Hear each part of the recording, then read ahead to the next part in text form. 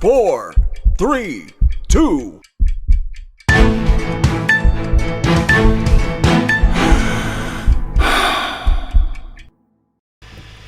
Hey, good evening, everybody. This is Jeff Colson with the Junior Hockey Advisor broadcast, live stream, podcast, videocast, whatever you're calling it. We're here. It's Monday night. I have my coffee, University of Michigan mug, as it should be, and we're ready to talk hockey today. We got a lot to cover. I want to kind of give you an idea of what happened this last weekend. Was out and about at the rinks. Going to have some good time with that.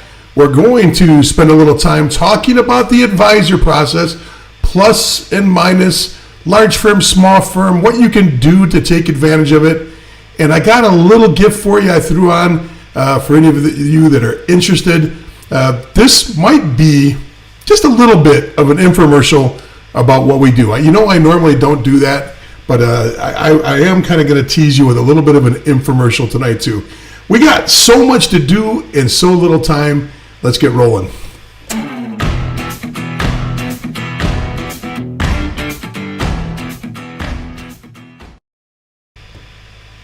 All right, so I am so excited tonight. First of all, I just want to say thank you to the people that took the time to come up and speak to me over the weekend. I'm finding it very, very. I don't even know what the word is. It's just very comforting, humbling, and fun. It just shows you what the hockey community is all about. I got into some great hockey conversations. In fact, probably too many good hockey conversations over the weekend while I was in Columbus, Ohio. Yeah, I know. This and Columbus don't go together. I made it work for the weekend. Columbus was actually extremely fun this weekend. I didn't go anywhere near the campus. I didn't have to worry about the sewage smell from the stadium or anything like that. The rink was beautiful. The people were great. It was well organized. Everything was very, very good this weekend in Columbus. Kind of opposite what I was expecting. So I'm kidding. It was a great event. I was there for the Tier 1 Elite Showcase. Some of the teams I watched. Saw the Cleveland Barons, the Columbus Blue Jackets, Buffalo Wings. Buffalo Junior Sabres. I saw Fox Motor. I saw the Chicago Fury, Milwaukee Power, St. Louis, Washington, and Westchester, but I did not get a chance to see Nashville. I feel sorry for the guys out at Nashville, for the U18 team and the coaching staff. They did come down with a little bout of the COVID, so hopefully everybody's well and doing fine in Nashville. Hopefully that turned out okay for everybody. But got to watch a lot of games. I did take a little bit of a break to watch the University of Michigan football game and then went back to work. But it was phenomenal. Once again, thank you for everybody that came up and chatted with me. It's always good when you're on the road and you're not around your family and you're alone in a hotel to have people make you feel comfortable and feel part of it, and it really does help, especially because, to be honest with you, the only thing that was a little frustrating is there just wasn't that many college scouts and there wasn't that many junior scouts there. Maybe at any given time, 15 or 20 in the building. So I know there's a lot of reasons for that. There wasn't good weather coming through. I also know there's some other events. There was a West Coast event for Tier 1 Elite, and you get situations like that, and it does bring the numbers down a little bit. But I guarantee you, first of all, I'm staying home. I'm not going on the road until mid-November for the Detroit showcase, the Tier 1 Elite Showcase, and the HPHL event is up there too. So we'll go in to town for those events in Detroit.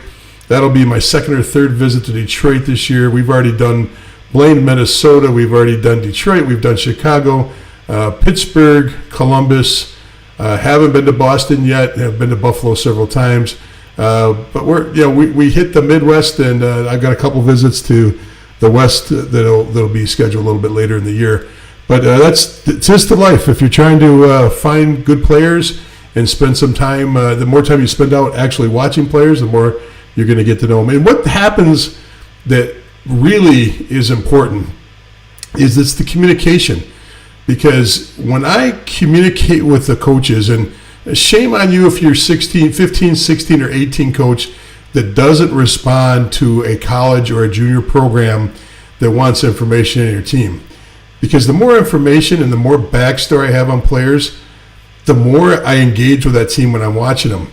It's no different than watching your own kids. The more you know about them, the more you want to watch. So, I talk to a lot of coaches before I get there, and I'm taking notes on players. And this kid lives on the West Coast, but him and his mom moved to the Midwest to play for a team because he wanted to get a little bit more exposure. You put that down and you're looking at him and you're watching him a little bit differently, knowing that he's made a huge sacrifice, and that he's away from his family at 17 or 18 years old and trying something to get himself improved and get him there. And I'm only using that as an example. There's so many little backstories when you know a little bit about the players. There's one kid that intrigued me because he's already got like a year of college credits under his belt. And not only does he have the year of college credits, he already knows that he wants to be a plastic surgeon. A fantastic story. So now I can identify with that player a little bit more while I'm watching him and taking notes on him. Not that I was ever going to be a plastic surgeon, but it's an intriguing backstory. It's an intriguing piece of the puzzle as you try to put together a team. So the more information. That's why I want to reiterate one thing too. Now we got a lot to do, but I want to make sure that I reiterate this. Reaching out to junior teams and reaching out to college teams work. I was receiving emails over the weekend from kids that didn't know we were in the building about the showcase. As I was driving down Friday, I was getting emails. I wrote the kids' names down, and I made it a point to watch those players. Even on some of the teams I didn't really plan on spending much time watching, I went and made it a point to watch that team play and specifically watch that player play because they took the time to email us. Now, does that mean everybody's got a shot? It doesn't mean that you got a shot, but it means you're getting a look because you took the time to send a customized email out to me. Not to me, to the program, to our program. So I bring these things up because it's the roadmap issues. It's the communication. It's the taking this and treating it like it's a job to get to the next level of hockey to an extent. I don't want to take the fun out of it. I'm not talking about that. I'm talking about the family as you're looking to ascend from 18 to juniors especially, or from juniors to college. My gosh, you got to put an effort into it. You've got to put a marketing effort into it with and without your advisor, okay? With and without an advisor, there's still tons of elbow grease to be done by the family and the player. It's the emails, it's the texts, it's the phone calls, it's making sure you got short clips of video up on YouTube, all those things. Because I can tell you the nicest thing for me is when you take the time to put some video up where I can get a glimpse. I don't need a full game. Give me a glimpse. If you say you're 6'4", and I hit the video and I see a 5'9" player, well, maybe you might want to clean that up a little bit on your bio. But my point is, it makes it easier to get a sense of who you are and what kind of player you are. The more you know about a player, the more engaged you are when you're watching that player when they're playing in a game at a showcase or when you're trying to scout them and get a little information and intel on them. And it's a more intelligent conversation when you're talking to the coach prior to the game or after the game. So when you go up to their coach and say, hey, coach, I'm interested in this player, and he says, oh, blah, blah, blah. And you go, oh, yeah, I know about his educational interests. I know what teams he played for, and I know that he moved into town to just play for you. It just makes things easier. So anyway, we got a lot of stuff to talk about. I want to say hi to some people out there. It looks like we've got Dana from New Hampshire. Chris is on. I can't really tell where you're from, Chris. We got Mary Jo's on from Des Moines. Let's see. We got Maria on from Maryland. We've got Dave on from Philadelphia. We got Melissa on from, she's an Ann Arbor native. Go Blue. Can't beat that. You might be the star of the game tonight. Jeff's on in Minnesota. Perry in Nassau. Longtime viewer. Doesn't usually miss too many. Good job, Perry. We got Luis on from, Riverside. You got better things to do. You're 3 hours behind. It's still light there. You probably got a beach in your backyard. Go enjoy it. You can watch this later. Melissa says, go Blue. Good to see that. John, I'll get to the comment a little bit later, but good to see you on there. And Dan, I actually met Dan this weekend and his wonderful wife from Sheboygan, Wisconsin, the second best Sheboygan to God's country, Sheboygan, Michigan. And let's see what else we got there. By the way, Dan is the epitome of what I was talking about. Just just a great conversation, great to meet people, and it's great. I think both of us are excited because I remember Dan from he's on almost every week, and it's just nice to have those conversations and put two and two together. I should tell you, I was going to save this, but since they're right back to back, I kind of blew by John there. I didn't mean to, because his comments was, John's watching tonight too. You can see him in the comments if you go to our Facebook page. John is in Columbus too. He was one of the volunteers upstairs. John and I probably talked for over half an hour, and I got all my reports were a little bit late that I was trying to get into the team. But I don't care. It was a great conversation. We talked about all kinds of things hockey. Great to see you on tonight, John, Dan. Kim's in Orlando. Rose is in Barrie. Tim, thanks for watching in Kansas City. Brooklyn, Michigan is Melissa again. Melissa, you're on a lot tonight. And that's it for everybody. I didn't see if anybody else joined on here. Sean's in from Arkansas. And, Luis says it's raining. So, okay. I guess you got a break for... you got a chance to get inside a little bit. So listen, what I wanted to do tonight is I want to hit this target, this topic, and hit it kind of hard. I spent a lot of time with coaches this week, mostly 18 coaches, and I also got a chance to talk to players and parents. I think I kind of walked you through the process. When you're in the junior world, this time of year, you're getting introduced to the new teams. You spend September, October really getting introduced to who's out there, what powerful teams are out there, where the players are at, what kind of players. And then you kind of got to force rank the players and say, these are the guys we got to aggressively go after. These are the guys that are USHL material. These guys here are probably going to prep school. And you start sorting things out and trying to figure everything's out. So part of that process is a Zoom call. And so you meet the player at the rink. You set up a Zoom with the parents and the player, and you cover everything. It takes about an hour, and we cover everything. We talk about the culture. We talk about junior hockey in general. We talk about what it takes to play at the level, and you get to know the family and ask questions about the family, so you got an idea of where they're coming from, what their goals and needs are, and then you try to put it all together. Then you try to visit. You get a visit for the player to come down and visit. This is only our program. I can't talk about others. And then once you get the visit, that's when you determine if the player is ready for that level and if it's a player you want to seek out. So we're in that process right now. So I'm on Zoom calls, 2 or 3 a night with families talking to them. But one of the things that came out, because part of what you do is once you meet with the family and the player, then you turn around and you ask the question, are you being represented? Do you have a family advisor? And it's about a 50-50. Right now it's probably 60-70% of the players have advisors, but sometimes you go all week and nobody has an advisor. There is no rhyme or reason to why, you can't tell ahead of time. And it's not something that I care about, but you want to make sure you keep that advisor in the loop. It's only professional courtesy to reach out to the advisor and tell them what's going on. So I got a chance to meet 4 new advisors this week, and I got to be honest with you, I was impressed. It's not always that I'm impressed when I meet and talk to family advisors. So part of it was listening to their stories too, the advisor stories. And I spent quite a bit of time on the phone with advisors this week trying to get to know them, because it's only helping me, because if I need a player, I can call them and say, who are you representing that fits this bill? Do you have anybody that's 6'8" that is really good on face-offs and can kill penalties and scores 2 or 3 goals a game? They don't exist, but I'm making that up. But it's good to know advisors.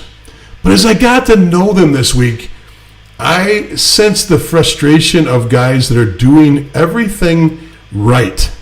And fortunately this week I ran across the guys that were doing things right. Now what do I mean by that? Well, I want to cover some things first. I'm going to actually share something with you. But after we do that, I'll stop. I'm going to show you a little piece of a webinar I do. And we'll stop and chat from time to time on it. I'll stop it. But I also want to discuss it afterwards, and I want to see what kind of comments you have, and I also want to have some discussion on it. So feel free to put some comments up. Renee, I see you from Grand Blanc. It's good to see you. Jenny from Florence, Kentucky, see you on there. Lenny's back on from Boston. Lenny was actually laughing at some of my my friend page, my Facebook friend page, not the business side, but we were throwing some fun things up there about Michigan State this weekend, because that's a big rivalry. Michigan State football this weekend. So all the world should stop. If you're a hockey player, call in sick. If you got to work, call in sick. If you have any family members that are sick, tell them they have to wait until the game's over, and then life can resume after the Michigan victory. If Michigan loses, then call in sick the next day and the next couple of days too. Anyway, let's get to this. I want to share this with you. Oh, by the way.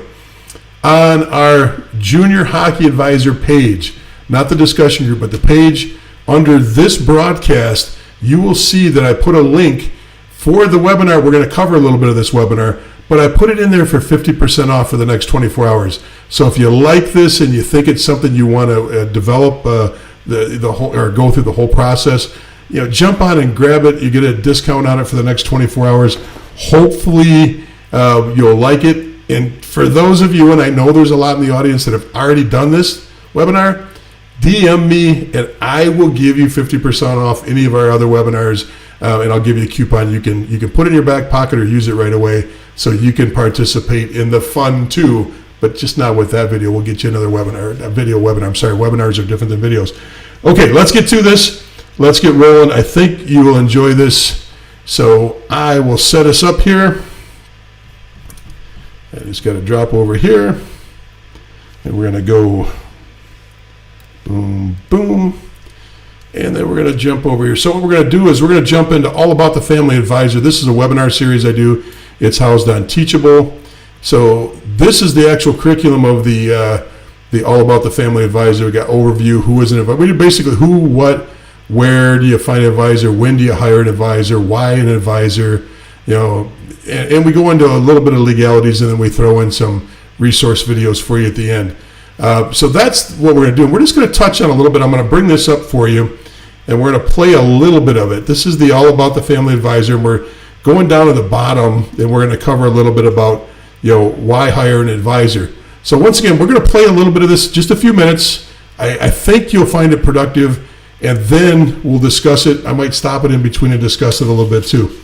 All right, here we go. Please throw your comments on while we're going. I'd love to see some comments on what you think, and some questions. Pop them on while we're going. That while I'm watching it, I could be looking at your questions and comments too.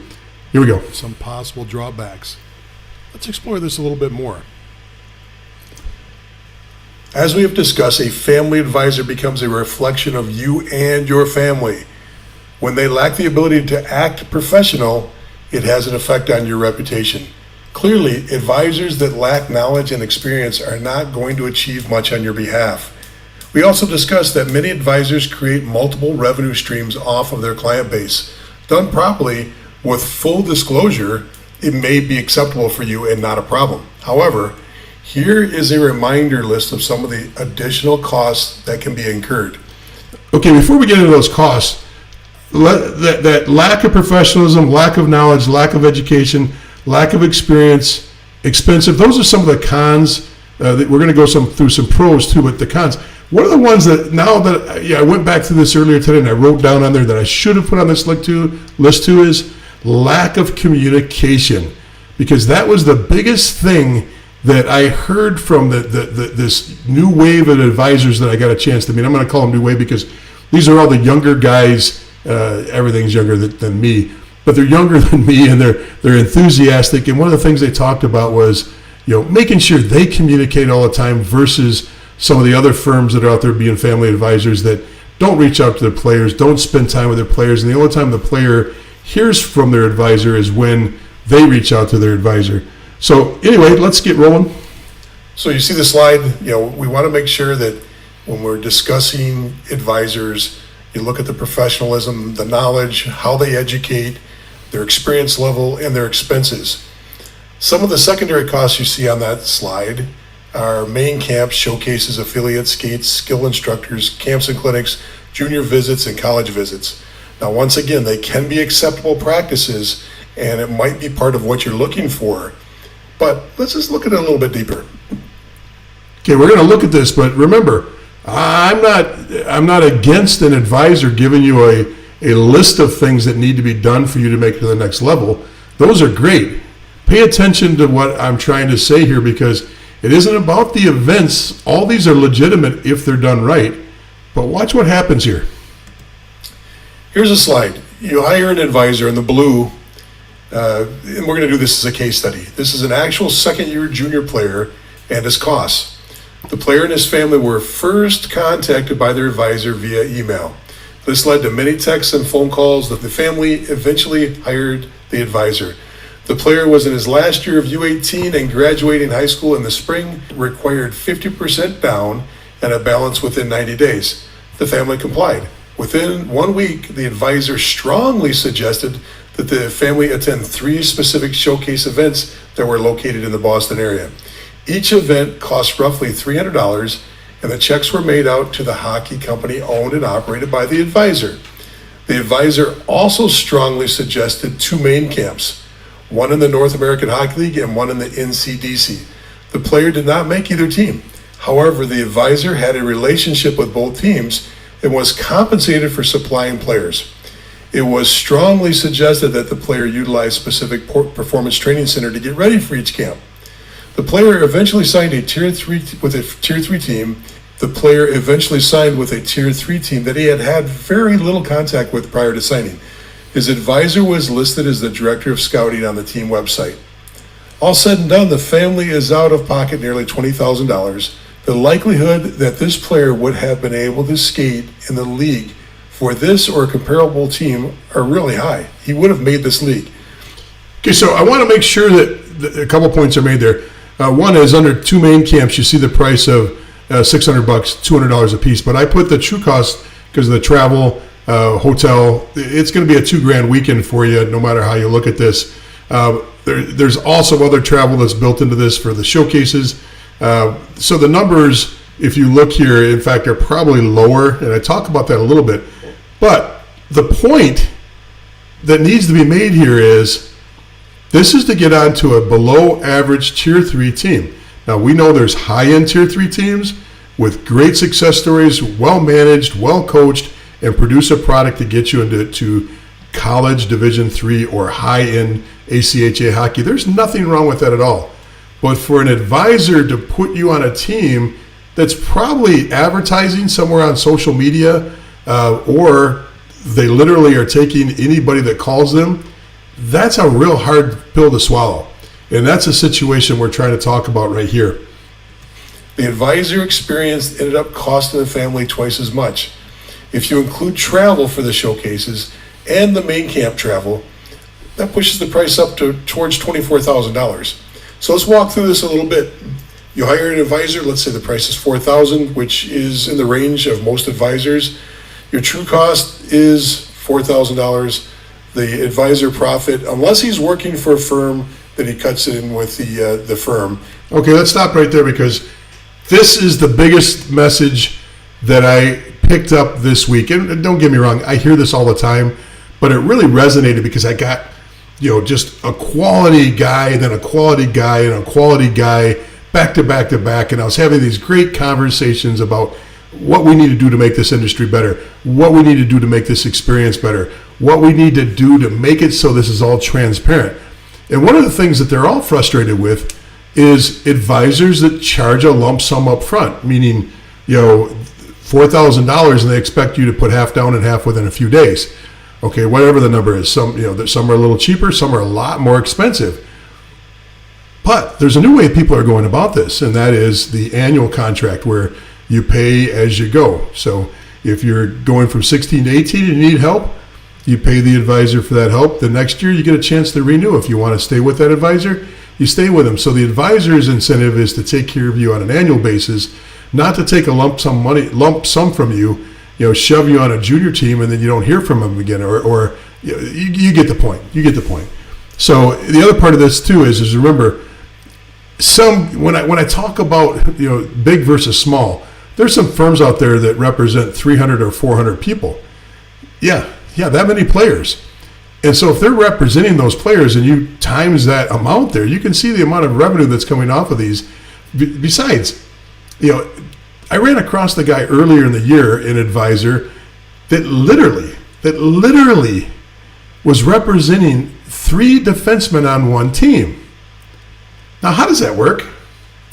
How do you talk to a junior coach that's looking for a player, and which one is it first come first serve? The first one that signed up with you, and if they're playing on the team, let's say they're all relatively equal. I just can't fathom that somebody should have to compete against their teammate. Now you could say, well, they're apples and oranges. One guy's looking for this, and the other guy does this, and one's big and hits a lot, one's small. But the problem is there's people out there that aren't looking at that. They're looking at a payday, and they're taking players, and they don't care. They're just throwing your name out there when it's appropriate to throw your name out there. And I literally stood this didn't happen this year, but I literally stood next to one of these advisors that's got a massive book of clients, watching a showcase game. This is a couple years ago, and I'm watching. I can't remember if it was a 16 or 18 game, but I'm watching a game, and I don't have a dog in the fight, but I know that he's got 4 or 5 players on the team that he's representing. And he's up standing with the coaches, the college coaches and the higher level junior guys, scouts and coaches and things. And he's boasting about this one defenseman.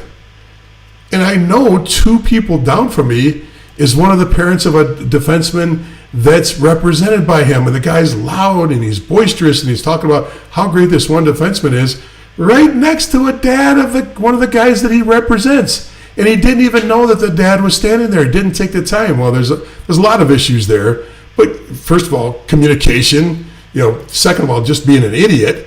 But that's out there, and that's a pitfall you got to watch out for, because it's an argument for making sure that you've got a contained book of business. In other words, ask that question right up front. How many players do you represent? And it shouldn't shock you if they say 30, 40, 50, because remember, they could be representing a 99 that's in college, a 98 that's in college, a 2000 that's in college, an 01 in last year of juniors, all the way down to what 05s, 06s now, could be represented logically and realistically be represented right now. So it's okay if the number is 30 or 40 or 50 spread over, a large group of age groups, Now, if he says he's got 100 players and they're all 04s, I might have a little bit of a problem with that. So anyway, let's get back to this. That's pure profit to him if he's working by himself. If not, he gets a percentage of it if he's working for a firm. 3 showcase events. If he's being compensated or he's running the showcase events, each player could be worth $100. So there's $300 in his pocket. 2 main camps. Once again, not sure how he's getting compensated, but many advisors get compensated to fill camps. If they bring bodies into the camp, they get filled for it. Doesn't happen as much at the BCHL, USHL, and North American Hockey League level, but getting bodies into camps at the Tier 3 level is extremely popular. It's not uncommon to see some teams use advisors and use scouts and actually pay them to make sure their camps are full. As long as it's disclosed, I'm not saying it's a right or wrong, I'm just saying it does happen. So off-ice instruction, he sends you to work with a private instructor, and he makes some profit off that too. Placement on the Tier 3 team, it costs you $10,000. The advisor gets $1,000 from the team to be placed on that specific team. Okay, so a couple things that happen out there. Yes, at Tier 3, you will have teams that will pay an advisor to get you, and they'll pay them a percentage. Sometimes that number could be as high as 40 or 50% of whatever your tuition is.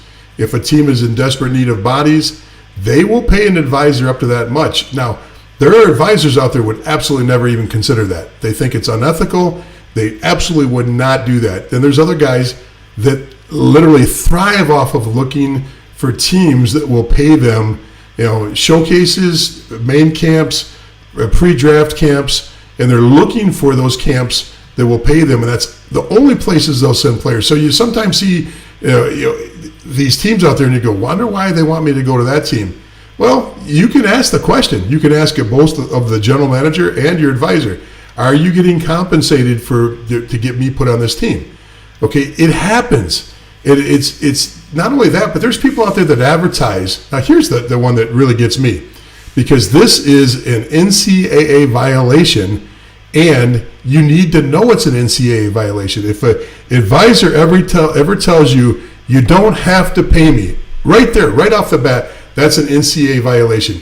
You cannot be an advisor, or you cannot receive advice for somebody unless you compensate them at this level. Only when you're a pro, and in fact, you would be considered a pro if you take these deals, because what an advisor will do is they'll say, you don't have to pay me anything, the team will pay me.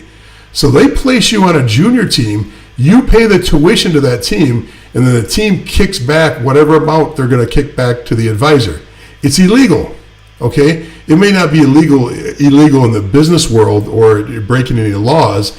First of all, it's extremely unethical, but it's an NCAA violation. And I can quote that and give you the site on the actual page to go to look at this. You can look it up too. You can also just go to College Hockey Inc. and they actually outline the things you can and cannot do. In fact, the webinar that we're talking about right here also breaks down all the NCAA violations. You can't accept any gifts from an advisor. An advisor that sends you a shirt with his name on it or his company on it, that's technically an NCAA violation. If they give you stickers or gear, that's technically an NCAA violation. So you got to be careful with this, but there's some really shady practices that go on, and it's good that you know about those practices and how they work. All right, let's continue this. Some of those numbers are extremely low on the advisor profit side. But you can see that one player for an advisor in a one spring-summer situation can actually run in the $5,000 range in his pocket if done right. This is not the world of every advisor. And that may only fit, an advisor may only fit one or two of those categories. Sorry about that, folks. There you go. It might work purely just on their the payment that you give them, and they don't have any kind of side deals cut. Now, I can say that I know those kind of advisors, and I know the kind that have lots of side deals going on. That's the bottom line on this. I think we've covered everything I want to cover. We get into pros. Very comparable league that's up to a third. The biggest thing on the pros is a good advisor can open doors. A good advisor can give you a lot of confidence, and they can reassure you're doing things the right way. They can help. Sorry about that. It jumped around too fast there. Let's go back there. They can help navigate the path, and they can also save you a lot of money in the long run if used the right way. It can also save you time. It can get you pointed in the right direction. I'm not saying don't use an advisor.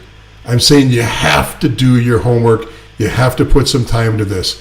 And also, and this is not a rule of thumb, but I find that some of the best advisors out there don't advertise. It's only by word of mouth, and they're not on social media. They're not reaching out to you on social media. In fact, that's kind of looked down upon if an advisor just pops up on your Twitter feed and starts DMing you, jumps on your Instagram. You know, that's a little bit weird. So anyway, I hope this helped a little bit. Let's get back to a full screen here. Just want to make sure you understand that there's a right way to go about this, there's a wrong way. Large firm versus small firm. Hey, there's some positives of a large firm because they've got resources. They might know a lot of coaches. They've got people in the office that if one guy doesn't have an answer, the next guy might have the answer. But a lot of times you get lost in the forest with large firms, and you got to be careful about that. But there is a hybrid. There are some large firms out there that work like franchises. In other words, there's a brand, but each advisor underneath them are all autonomous. It's kind of like being a farmer's insurance agent for insurance, or an Allstate agent for insurance. You've got the brand of Allstate to help people understand that it's a good quality brand, but each one of those guys are their own independent contractors that are out there. So think about that, because there are some big name firms out there that have really good guys, but they really don't associate with that firm except for they have to pay a certain amount of the profit to them to use the overall brand, or maybe there's some back office administrative things that they do too. But the small firms, I find that they usually communicate 10 times better with their players, or those franchise guys They usually communicate really, really well with their players. That's essential, that there's a good basis of communication by text, by phone, going to games in person, and seeing things across the board. So what do you think? Give me your comments. I hope that was a little bit helpful. Christopher is asking a question. Do these NCAA violations apply to 16 or 18U players with an advisor or just for junior players? Anybody that's not in college yet, those rules apply. So if you're, I should say, give me a little more detail, Christopher. Are you saying that an advisor got you to a U16 team and you got a break on the cost? Because the way that rule works is, and this is very, very detailed in the NCAA rule book, if a player gets a discount from an advisor or from a team, that discount has to be offered to every single player on that team. Okay, if the advisor gives you a discount, let's say that he normally charges everybody $8,000 and he goes, hey, look, I'm going to just charge you $4,000 instead of $8,000. He has to offer that discount to every single client. Now, there's some exceptions, like if an advisor usually charges $8,000 and you're asking for a specific smaller service from him, a prorated piece, like, can you just represent me through the draft, or can you just represent me till I get on a U18 team and it's smaller? Yes, they can reduce their rates for somebody that's looking for a very precise service from them. But in general terms, Christopher, the answer is if one discount is offered in any form or fashion, it needs to be offered to everybody. So you can see why these deals are done behind doors. The owner of a Tier 3 junior team that's offering a severe discount to a player doesn't want anybody else to know about that discount, because technically he has to offer that to every single person. Okay? So anyway, let me read this real quick. I don't want to say this out loud before I read it, because you put a lot down here. My son is a 16U player that charges us $300 and offers us off-ice lessons. Okay. So yeah, this. Let me read this. It says, my son is a 16U player, charges us $300 and offers on and off ice sessions at an additional cost. My concern is more with apparel. He gives my son a shirt or a jersey multiple times a year. Hey, no, if you're taking lessons and doing other things, ice sessions with him, that's perfectly legit. Once again, it sounds like he does this with his client base. If he's offering those to all clients as part of the package that you're paying for, that's perfectly fine. It's ones that if you show up to a rink and a guy gives you a hat and says, hey, here's a hat, or if he's trying to solicit you and gives you a t-shirt, that's inappropriate, okay? Or if he singles you out among the whole group and starts giving you extra favors, like, hey, this is, let's say you become a real hot commodity and a lot of D1 schools are after you, and all of a sudden this guy is offering to fly you out to look at a junior program or things like that, then it's a little bit different. You got to be careful with that. But in this situation, I think you're perfectly fine. If you're paying for additional services a la carte, and he throws in a practice jersey to wear, you're fine. I don't think anybody at the NCAA is gonna blink on that. So hopefully that helps a little bit. So next question comes in is the NCSA organization considered an advisory firm? I don't think they're considered an advisory firm. A lot of these firms fall into what a lot of us call vanity firms, meaning they'll put your information up, they'll charge you a fee, they'll list everything out, very similar to a free service called Elite Prospects, but you can put more information on. But remember, now you can put videos up on Elite Prospects. It used to be you couldn't do that. So there are some organizations that are vanity organizations. I'm not going to bash them or say anything negative about them. I can just tell you that junior programs don't turn to those. I'm talking Tier 1, Tier 2, and high-level Tier 3 that are out scouting and recruiting for players. We're not turning into a vanity service to get information. I'll immediately, as soon as I hear a kid's name or somebody gives me a kid's name, I'll go to Elite Prospects, because I know I got filtered information that's exact and precise, and they don't allow any kind of subjective information to go up there. And then I'll do my homework on top of that. So is it considered an advisory firm? No, unless they offer you advisory services, but I don't know what their add-ons are right now, Sean, so I really can't answer that because I haven't been to their site in a while. Okay, if I just watch your show every week for the next 8 years and my son is a really good player, will I really need to hire an advisor? God bless you, Richard. That's a great comment, and of course not. Of course not. You'll have all of the information in the whole hockey world. You'll probably, because I'll retire by then, you'll probably now be the smartest guy in hockey. So absolutely no. No, hey, look, we used an advisor for my son. And I know a lot of people, and I know, most programs. I know at least one of the coaches. Most junior programs, if I'm not connected directly to them, I know somebody that is. We still used an advisor. Why would we use an advisor? Because that person was taking an unbiased look at my son, and we literally looked for an unbiased, no BS guy, and I had already known him working with other players that was trusted in the industry, that could get on the phone and talk no BS with people, and gets me out of the picture like I'm leaning on friends and they got to do a favor for me. That's never a good situation. And it gave my son a little bit of distance from the situation so that somebody was advocating for him. So yes, you're going to, some of you are going to use advisors. It's not a bad thing to use advisors. And some of you are going to gloss right through and everything's going to fall in place for you. The right midget team is going to open up for you and there's not going to be an issue.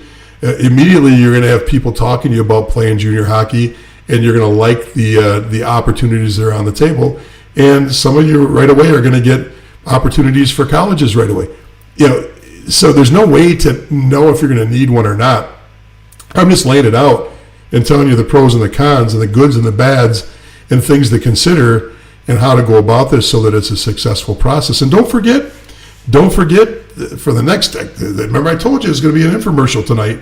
For the next 24 hours until 9 o'clock tomorrow night, we are allowing this webinar on advisors to go at half price.